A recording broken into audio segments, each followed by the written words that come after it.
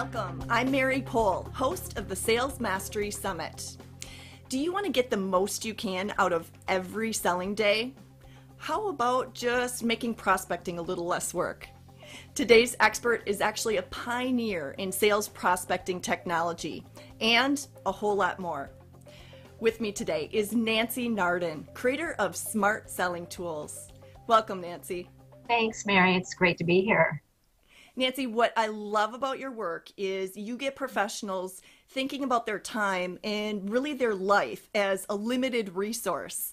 We can all think of one more thing we could do today to help us be more successful, but it seems that you help clients think about what could they do to take time out of what they're already doing today so that they can be more successful, which is brilliant.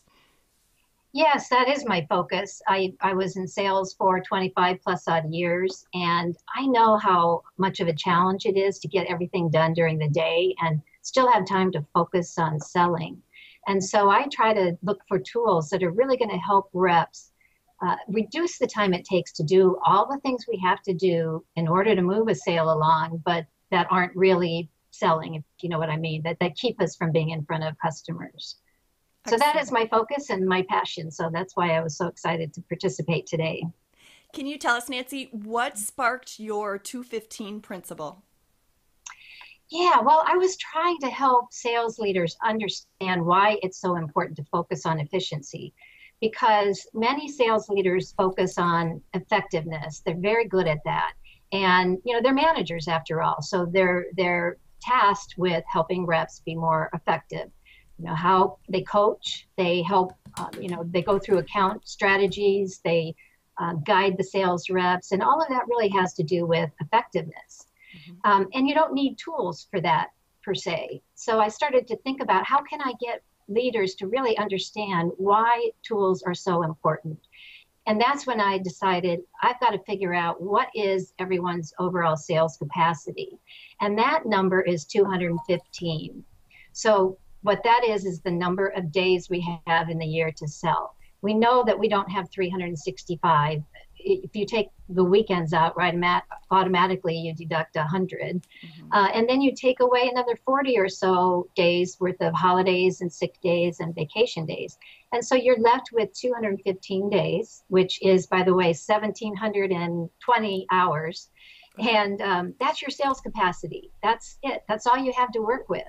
And so now that we know the sales capacity, we can start to look at how much of that time is spent actually selling versus non-selling. And studies have shown recently that as little as 35% of a sales rep's time is actually spent on selling. So you can only sell to that many prospects that you can meet with in that amount of time. And so the key then is to move that needle so that you can spend more time in front of customers. And that means you have to reduce the amount of time it takes to do everything else, which requires tools. Okay. Well, let's start out with low-hanging fruit then. What are some of the simplest tools that salespeople can use to start taking time out of daily activities? Okay, well, so there's two types of tools. One is what can sales reps do on their own, and the others are what can the company do in terms of larger budget dollars, larger deployments, things like CRM or marketing automation. But from the sales rep's perspective, there are a number of tools that they can reach out and buy out of their own pocket and expense today. One of them is a product called Time Trade. And I love this tool. It works with Outlook, and it also works with, I believe, Google or Gmail, I should say. And what it does is, you know how you might send an email to a prospect and say, hey, does this time work? How about Tuesday at 10 or Wednesday at 9 or Thursday from 3 to 5? And then you have to wait to get a response, and it may or may not work. Well, with Time Trade, you just put a little link into that email and you say, click here, take a look at my calendar, and pick a time that's convenient for you. Okay. And customers love that because it's easy for them and it really cuts down on the administrative task. And guess what? An appointment just shows up on your calendar. Perfect. So it's almost like a virtual assistant. It is. It really is. And of course, they don't see your calendar, but they see your availability. Okay. And that's what you want. them to see. And you can set up all kinds of different types of appointments. I won't get into too much detail, but there's more flexibility that you can do with that. So for anybody that doesn't have a personal assistant, this takes the back and forth, trying to email or phone call and find time on both calendars. You're basically letting your customer self-service and pick a time. Yes. And I like that because it does shorten the amount of time, but it also lowers the risk that, you're going to get lost in the email, because the more you have to, go back and forth, the more of a chance that customer is going to forget why they wanted to meet with you anyway. Yeah. Because, the more days that pass, and that's just the reality of life these days because people are so busy. Exactly. So what are some other low-hanging fruit? Well, another one that I like is Gwabbit, and it's spelled Gwabbit, like rabbit, but with a GW. Okay. So it sounds really funny when you say it, but it's called Gwabbit. And again, if you're using Outlook, you know how you'll have a signature line with someone's title and their name and address. Well, instead of copying and pasting that into Outlook contact record, you just click on the Gwabbit button, and then it automatically populates those fields, pulls up a contact record, populates the fields. And then you can check and make sure that it got everything correctly, and then just save and close, and you're on going about your day. So this is for your own signature line or who you're addressing? This is for someone whose email you may have gotten back, a reply, or someone who's reached out to you, and their contact information is embedded in the email. Got it. So it can set up your contact record. Oh, that's cool. Yeah. Okay. So that saves a lot of time. But the other thing is that often we may just forget to do that because it's too much of a hassle. So we think, well, I'll just go back to that email when I need to get their contact information. And again, that's mental baggage, and it's also just time-consuming baggage that you don't have to worry about. So I like that one. Yeah, excellent. Yeah, if it's already in your contact record, then you can just start typing an email and it will show up. Yep. Excellent. Okay. Other low-hanging fruit you love?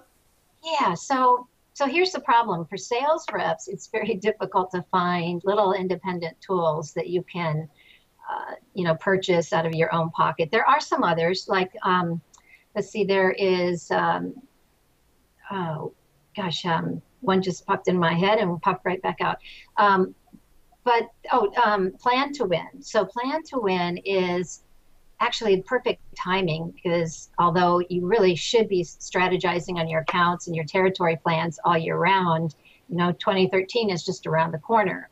And so for $110 for the year, which is not too much for a sales rep, you can go, and this is for Salesforce users though. So if you're a Salesforce user, you can go and buy this product and use it to create your sales plans, create detailed account plans, figure out what are the challenges, all the things that you normally put in. They have templates, and that makes it nice and easy. So I would recommend that one.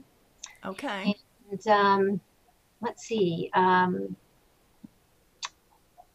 going to have to think about the individual tools some more. Okay. The one that popped into my head was DocuSign, right? So that's an electronic signature product. And your prospects, or the sales reps' prospects, will really love this because it makes it more convenient for them as well. They don't have to deal with your fax. You don't have to fax something over, wonder whether or not they got it. You can see whether or not they have opened it, whether or not they've signed it, whether they or not they've forwarded. So you get all kinds of intelligence as well. And that really, really helps to shorten the sales cycle. So DocuSign's another one that's affordable for independent sales reps. Another one that's affordable is Polite Mail. And I use this tool myself. Polite Mail is a plugin, again, for Outlook. And it lets you put a little tracking code when you send an email out so that you'll know, for instance, when your prospect opened the email that contained your proposal. And I just can't imagine being without it anymore, because imagine knowing, you don't have to email it anymore and then go, geez, when should I call him back? When is too long to wait? I just sent it yesterday. Should I ping him again today? You'll know whether or not they opened it, and again, whether or not they forwarded it. And I like it because for me, I've even seen occasions where I'll be working with a prospect and we'll agree that it's just not the right time right now. And then maybe, 45 days later, I'll see in the little side panel where you get kind of a streaming notification. I'll see in the side panel that they opened up the email from a month and a half ago. Oh, geez. Now that tells me, okay, something's going on here. Maybe they're revisiting it. Maybe they're doing their budget. So maybe it might be the right time to get back in touch with them. Wow, that's a nice spy device. And I have to say, I despise when somebody sends me a PDF to sign. So I really appreciate the DocuSigns, EcoSigns of the world. Yes. Yep, right. EcoSign's another one, and that's part of Adobe now. Okay. But yeah, both of those are nice. And they're easy to sign, aren't they? I mean, it's so easy to sign and so easy to upload and send what you need, and then, plug in reminders and then forget about it. The system does it for you. Again, it's another way to hire an assistant, but it's technology. Yeah, that's for sure. And, by the way, I did write a buyer's guide on e-signatures, or a little primer on e-signatures. So for anyone who is still kind of concerned, I don't know how it works, I'm afraid to try it, I don't want to screw up my sale. The last thing I want to do is, risk my sale. They can go to my website and download the buyer guide, and it'll take them through how does it work. Okay, great to know. And that's at nancynardin.com, correct? That's actually at the Smart Selling Tools site. Okay, excellent. So you had already gotten into it with the plan to win, but what are some of the tools for bigger time savings that we should be looking into using? Well, okay, I'm going to get a little bit on my soapbox right now, because for companies that are looking at tools, there's a couple of problems. One is that managers are the ones that have budget. They're the ones that go out and look at the tools. And so what they tend to do is look at the tools that they need. They don't really think about, what does my rep need? Again, they kind of focus on effectiveness. I have yet to see or hear of a manager say to a rep, what can I do to help you get things done faster? Maybe they'll say, can I do anything? Can we delegate anything? But they're not going to say, how are you spending your day? And how can we eliminate some of that burden for you, or shorten the time it takes to do those things? So getting back to companies and what they spend their sales tools budget on, still today, the number one thing they spend their budget on is CRM. And that would be fine, except that's typically the only thing often that they still spend their money on. Okay. And in my opinion, CRM is not a productivity tool. And I know I'll get some argument from some people on that. It's certainly a handy tool, and you need it because of all the things that it does. But it introduces new impositions of time. Exactly. Yeah. And why it's, somewhat failed in a lot of implementations is because it's adding more time burden instead of making things more efficient. Exactly. Yep. So it's not a net gain in efficiency. Right. So that doesn't help the rep. You need it. It doesn't help the rep. So, when you ask, well, what are the kinds of tools that companies should be getting for their organization? I would say, all right, so certainly like these tools I just mentioned, get DocuSign or EchoSign for everyone. Make sure that they can, get their contracts back. And oh, by the way, you as a sales manager, you're going to know where all the contracts are once you do that. Because those are all in a centralized system, and you can see where they're at in the signing process. And that is going to help you with your forecasts and to understand what's real and isn't real. So, when kind of like how you talk about going green, and we had to tell businesses that there was really actually a profit piece to that before they start to listen. Well, now we have to tell managers there's actually a management piece to it when you start to provide tools for sales reps. Okay. Come back to you in spades and back to the company in spades. So, okay, so that's one. And I can even see, in my own experience, how if we were using a DocuSign or EcoSign, now a customer service rep could be monitoring as the signed documents come in, put them in the correct database, and then even sending a note out on behalf of the sales rep, thanking the customer and kind of closing the loop. And, you just make the sales rep so much more efficient and improve the customer experience at the same time. Definitely, definitely. Because that's a big time strain too, is for the reps to have to route the paperwork. And by the way, you don't even have to have a customer service rep do that, because there are workflows built into these electronic signature products, so that once you get a signature, the rep will get notified automatically, the manager will, accounts or payables will, whoever you set it up. So that's all part of set it up that way. Perfect. So let's see, where were we? We're talking about the tools for companies as a whole. For efficiency, yeah.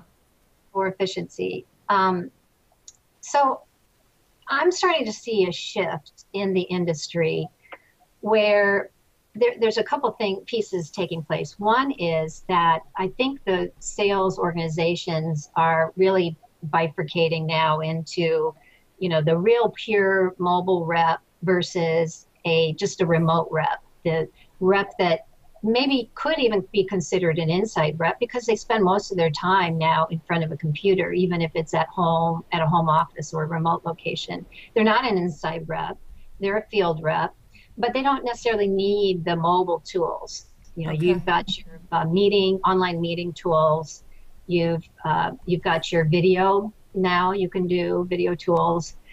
You've got pretty much everything you need. Maybe you'll take a laptop with you, but you're going to be using, for all intents and purposes, the same tools that you'll use in the office. So I'm kind of lumping now that type of field rep in with inside reps. Okay. Then there's going to be this other group, which is the pure mobile rep. And you know what? They don't need laptops anymore.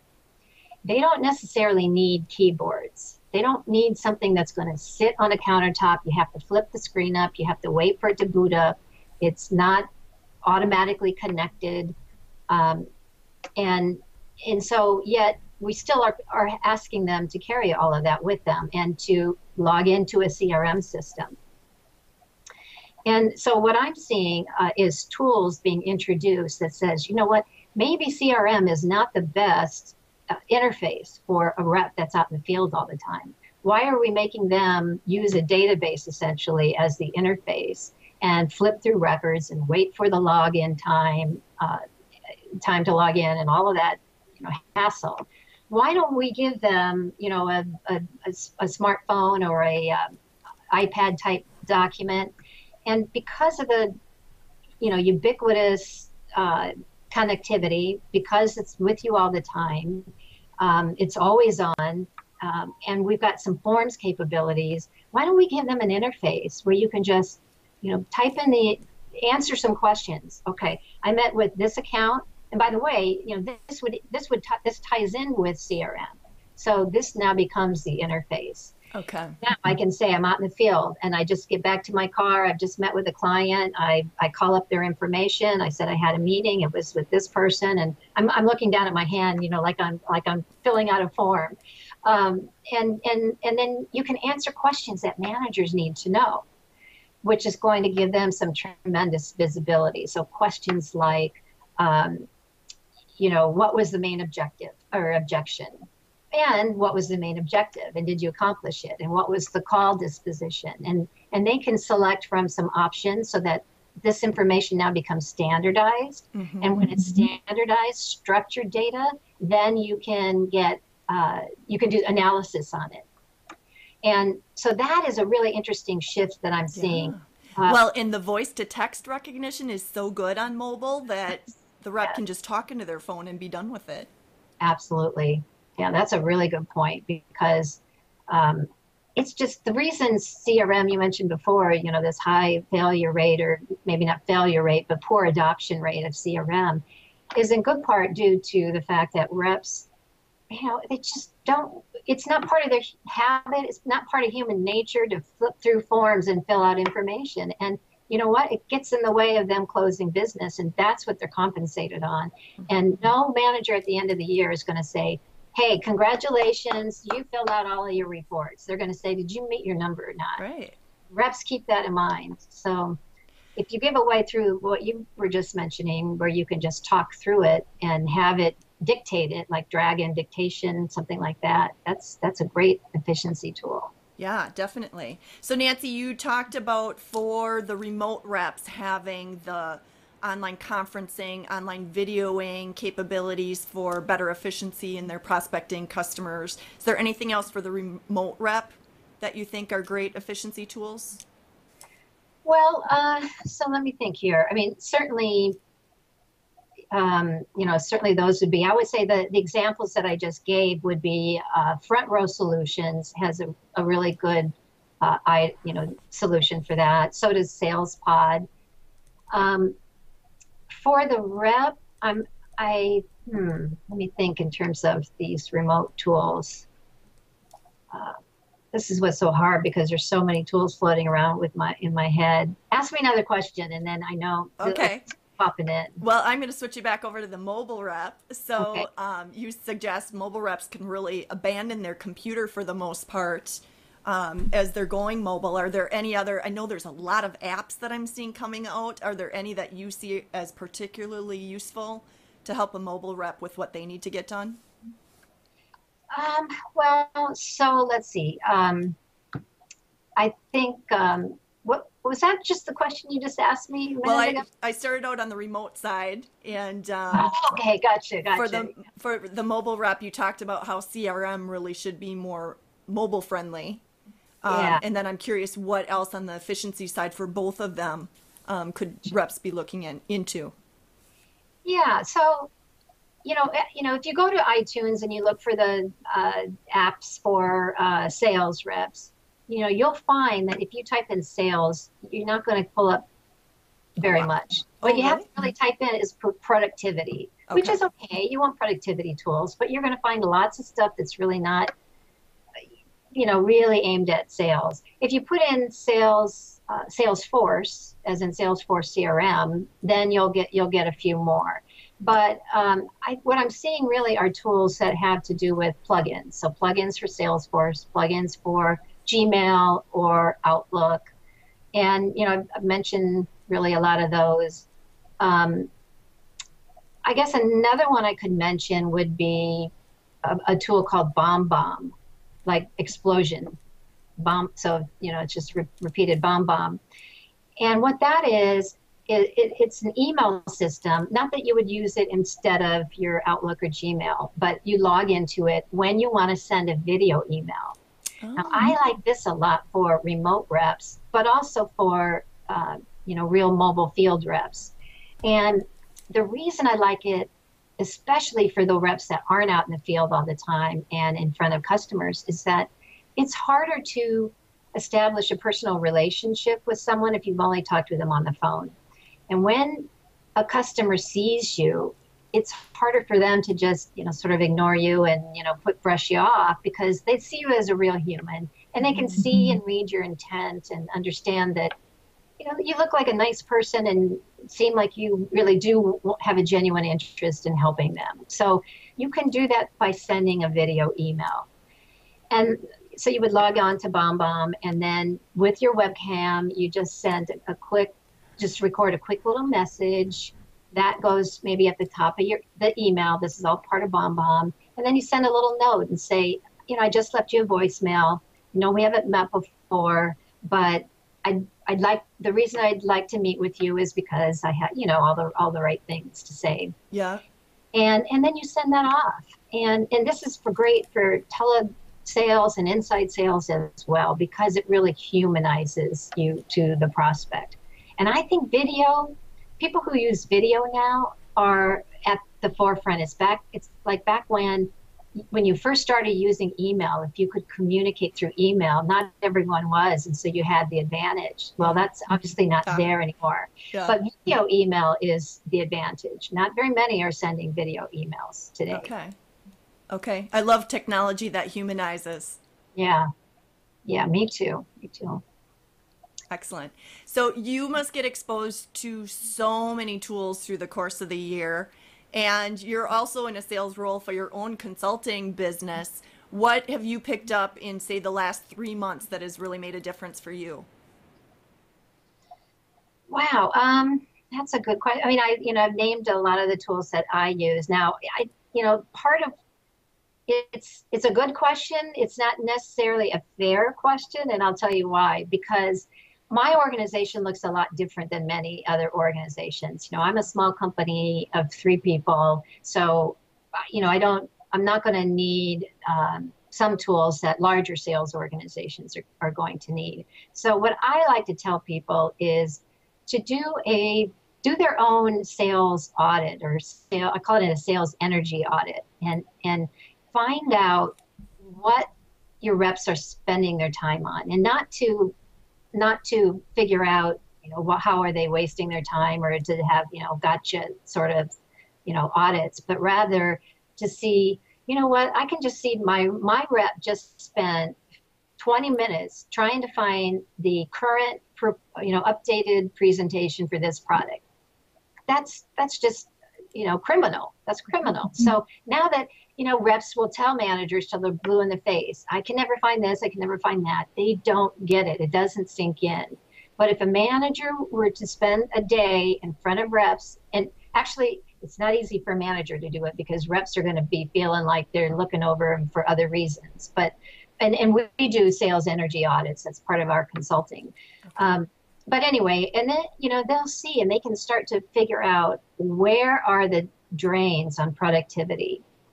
And so the reason that is so important is because if you move the needle from spending 35% of your time with prospects to 50% of your time, so from 2.8 hours of the day to 4 hours of the day, that's not a 15% increase like we would think of efficiency, 35 to 50. When you move the needle that much, going from 2.8 to 4, that's actually a 42.8% increase in the time reps spend with prospects. Mm-hmm. So you can imagine how many more prospects now reps can spend their time with, or maybe just spend better quality time with the same prospects. But that gives you a feel for how much revenue potential there is. You could actually, on $1 million territory, if you could capture all of that gained efficiency, increase revenue by 42.8%, or $428,000 per rep. So that's why I think efficiency is key. And tools don't necessarily allow us to capture all that efficiency. Like I mentioned, CRM, I think, is a net zero gain in efficiency. Mm-hmm. But that's why I'm passionate about it. And I think managers, if they want to radically increase revenue, they absolutely 100% need to start to look at efficiency for reps and not just for themselves. Okay. Yeah, that makes sense. And, time is limited and you can't extend your workday sustainably just so you can cram in more things. So this is the only approach to really manage your work life. Yep. Yeah. Think about the capacity, what your overall sales capacity is. You can't grow the pie of time. Exactly. You have 100% of your time and that's it. And I've never heard of quotas going down. They only go up. So if you have to keep doing more each year, how are you going to accomplish that? Yeah. That's a great point, because I always hear managers saying, I just think reps need to, my strategy is to apply more pressure. Reps need to just make more calls. Right. Well, okay, how are you going to do that? Do they know who to call? Do they know who to call first? Do they know what to say? Is the call going to be efficient or effective? Because are they going to even know what they should say to a person of that job title or of that industry? And that leads me to another tool, which is the Shade Tree technology. Okay. That, again, is a Salesforce plugin.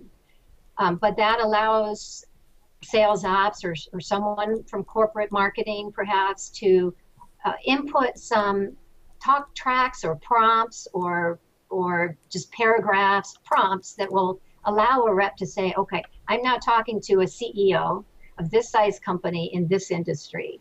What are the things that are going to be interesting to that person? Okay. Because they're going to be totally different than, somebody in a different industry or a different title. Rather than keep that all up here, let's put that into a system so that we can standardize on best practices and be more effective. That's smart. Yeah, why reinvent the wheel? Yeah. You're figuring that out enough. Excellent. So, Nancy, where can our viewers go if they really do want more help on their own sales energy and how they can get better with it?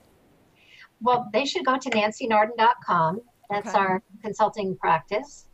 And then the tools side of the business is smartsellingtools.com. And Okay. that's where we have all kinds of great information. You'll find it broken out by category of sales tools. You'll be able to find out all kinds of information on what the tools do. You'll find videos there. And also subscribe to our newsletter, because every week we do a recommended tool of the week. And we also offer content they can download on, how to look at tools, or how to understand them. And then I also give a video every week on the recommended tool and what it's all about. So I'd say that's a great way too to keep yourself, up to date on what's Yeah. out there. Okay. Excellent. Well, you must love your job because you're essentially giving people back their life. Do you have a favorite client story that you can share? A favorite client story. Well, yeah, I guess I do. There's a client who, has a large sales organization, and they're constantly out in the field, and they can't get the information that they need back from their reps. It's the classic problem. They tried big data, which is just to analyze all the data that they can pull out of their CRM system. But I always like to say you can't have big data unless you have little data. And little data comes from being able to enter small pieces of information in real time as it's happening, rather than collecting it at the end of the day. So by implementing a tool like Front Row or SalesPod, both of them are in the same kind of category, this customer was able to find out all kinds of great information. And one of it was that some of their reps were spending way too much time with certain customers. And maybe it's because those customers were friendlier. And, they always knew that, they're easier calls. And maybe they are an important customer. But the reason why they couldn't grow sales as much as they wanted was because too much of the time was being allocated to those accounts rather than the other accounts. Okay. And they were able to find that out because of the tool that they were able to implement. Oh, interesting.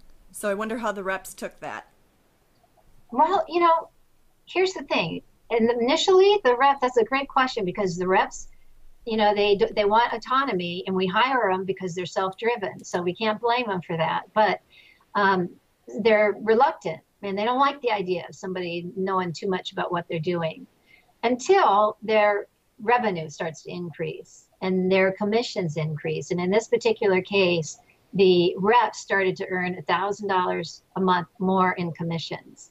So, nobody said anything after that. Yeah, that helps. Yeah, that's a good story. Well, it's a good awareness too, because I would imagine they're not necessarily aware that they're spending more time with their friends, customers, and, not allocating that to new business or more difficult customers that could grow more. Yes, and that's constructive observations that a manager can share, rather than, where are you going today and who have you talked to, and that's not helpful. But for a manager to say, hey, you know what, we noticed from the data, and I think this will be helpful for you, and then explain it. If you're a good rep, you want to make changes that are going to help you increase your revenue. And so, a lot of it has to do with your management style, of course. You have to approach it the right way. Right. But, it really is, reps are coin operated. So when they see their commissions go up, the arguments kind of go out the window. Yep, exactly. So with all of the great tools and technology available, where do people get tripped up or stuck as they're trying to build efficiency as they adopt new tools? That's a good question, and they will get stuck. And I think where they get tripped up is that they get frustrated, or they start to feel like, see, this tool didn't work, so I can't really believe this other tool is going to work. Okay. And they globalize it. Yeah, and so the problem is that we do find out that how many tools a sales organization will use, right? And so what is that number? Maybe it's somewhere between 1 and 10. But we don't ask, how many tools did you try before you settled on that set of tools? Okay. And I think that's really important for sales leaders to understand, that not every tool is going to end up working for you. It may sound great, it may look great. You can't anticipate certain things, but you have to experience, you have to go through that pain in order to find the tools that are going to be right. Otherwise, you're going to be stuck in the status quo and you're going to be left behind. So don't let it discourage you. Instead, and set people's expectations. We're going to have to experiment a little bit on some of these tools. And we might be excited about them and then be disappointed later, but that's okay, because, in the end, we're going to find the right set of tools for us, and it'll make a difference. Right. It sounds like it makes sense, one, to go to a source like you that's vetting them, for one, and incorporate kind of one at a time once you've audited where you've got the most to gain. Yes. Is that fair? Yes, definitely. And I'd say, start with some simpler tools that don't require IT's, involvement even, or lots of budget discussions or committee decisions. Start with a simple tool like DocuSign, or start with a simple tool like Plan to Win, or Time Trade that I mentioned. Any of those individual tools. Okay. They're easy to get up and running quickly. They don't require a lot of training time, and most importantly, they'll see a fast, response or good outcome is what I'm trying to say. So that's important to have some early wins. Okay. Nancy, if you could recommend one thing that our viewers could do today to become more efficient, what would that be? Okay. Well, this is not a tool. What I would say is start to write it down. Okay. When you realize that, when it goes through your mind and you go, God, this is so frustrating because I just spent this amount of time doing this, write it down. And then write down the next one. And maybe if you're a manager, ask your reps to do that. Maybe, that's kind of an easy way to do an audit on your own. And then see which ones you can address the fastest and the cheapest, and start with those.